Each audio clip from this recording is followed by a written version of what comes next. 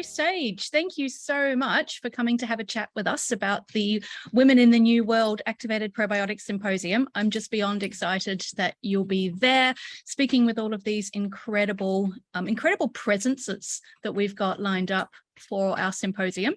And I know that there's a lot of excitement from the practitioner community about your talk and your area of interest and what you're bringing to our profession. So I'd love to start by saying a huge welcome and thank you. Oh, thanks, Rebecca. Thank you so much for having me. I'm so excited to be here. Wonderful. Tell us a little bit about who you are. So you're a naturopath in Melbourne, and what brought you to the wonderful and wacky sometimes world of naturopathy? Yeah. So my naturopathy journey began as a very young teen with menstrual irregularities. Back in the day of PhD, pre-Carla Wren was where my naturopathy dream began. And wonderful. Yeah, and it's what I've wanted to do the whole time from that age, from then. Yeah, fantastic. And you tell us a little bit about what you specialize in your clinical work. Yeah, so I specialize in reproductive health and fertility alongside Rhiannon Hardingham at Reproductive Health. But of course, as is probably obvious to this audience, I definitely have a keen interest in supporting the LGBTQIA community in this space. How did you carve your niche in this space? What was it that drew you to the world of supporting people who are in this community?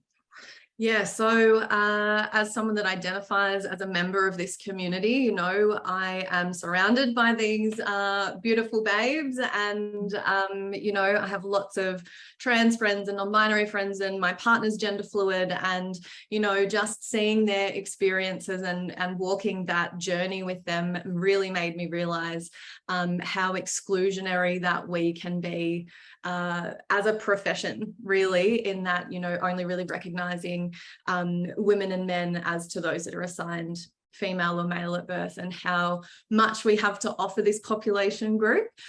So it wasn't necessarily something I think that I was deliberately like, I'm only going to see, the LGBT community, but I just made myself really visible as a safe and welcoming space for that community. And it kind of just went from there.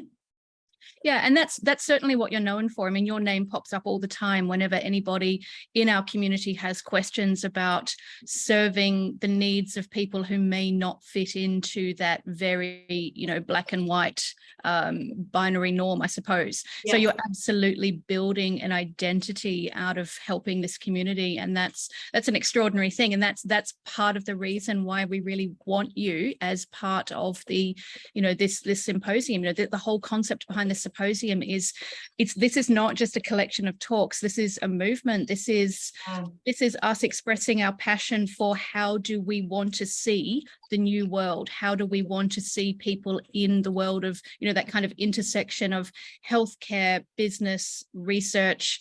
How do we make sure that we're looking after everyone, we're not leaving anyone behind? And how do we shine the spotlight on people whose voices may otherwise have been marginalized? And everything that you're doing fits in so beautifully with that. So thank you so much. That's great. It's my pleasure. And, it's not, I don't take on the role of, speaking for every individual within that community or speaking on behalf or for the trans or non-binary community. But I feel that for someone who doesn't lose a lot of energy in the emotional labor that I have to put out to advocate for this population group, it's just something that I feel I can do in lifting those voices and making safer spaces for everyone. I love that the title of your presentation you'll be giving at the symposium is First Do No Harm. I mean, I love the kind of the gentle play there on the whole medical philosophy that as practitioners in the world of health and wellness, that we should be acting primarily to not hurt anyone. And is that, tell me about your thought processes with coming up with that title. My thought process is that Tammy came up with it, obviously.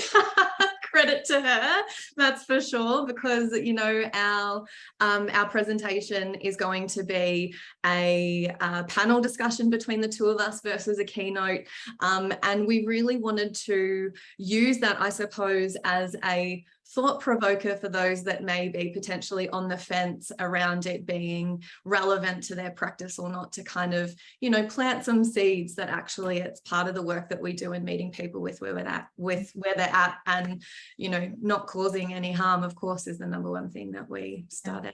Yeah, absolutely. And it's a beautiful sentiment. And, you know, I can see that the waves will, I think, ripple out from everyone who listens to this discussion.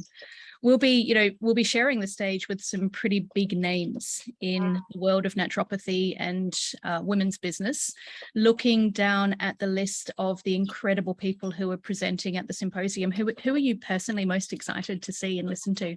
Yeah, I'm always and forever excited to watch Moira speak, and I think her topic around, you know, making discussions around vaginal health less taboo and you know, reducing the stigma and shame around those discussions is going to be really insightful. And of course, I'm always looking at it through a queer lens as well. So, you know, in supporting that community, how are we going to discuss their health that is relevant for, you know, the genitals that they're born with versus their gender identity? I think it's going to be really interesting. I'm excited. Oh, I agree. And, you know, Moira is such a celebrity in the world of vaginas. Everyone equates her with the wisdom of the vagina. I'm sure that's how she loves to be known. But yeah, that will certainly be an incredible moment as well, because again, it's beyond, you know, what do we do to help these particular vaginal infections? It's really taking it so much further. It's how do we more comfortably use terminology that is beneficial for everyone who has vaginas, and how do we stop being ashamed of talking about what vaginas need? Absolutely. And I think, you know, it tends to be a good crossover between you know, Moira's and my discussion. So yeah, I'm really, really excited. Wonderful. And we're so privileged to have both of you. Oh, thank you so much. That's very kind of you to say. Well, thank you so much for your time today. And we look forward to seeing you on the stage in Hobart in October with all of these other incredible presenters. We'll see you then, Sage. Thank you. Thanks, Rebecca.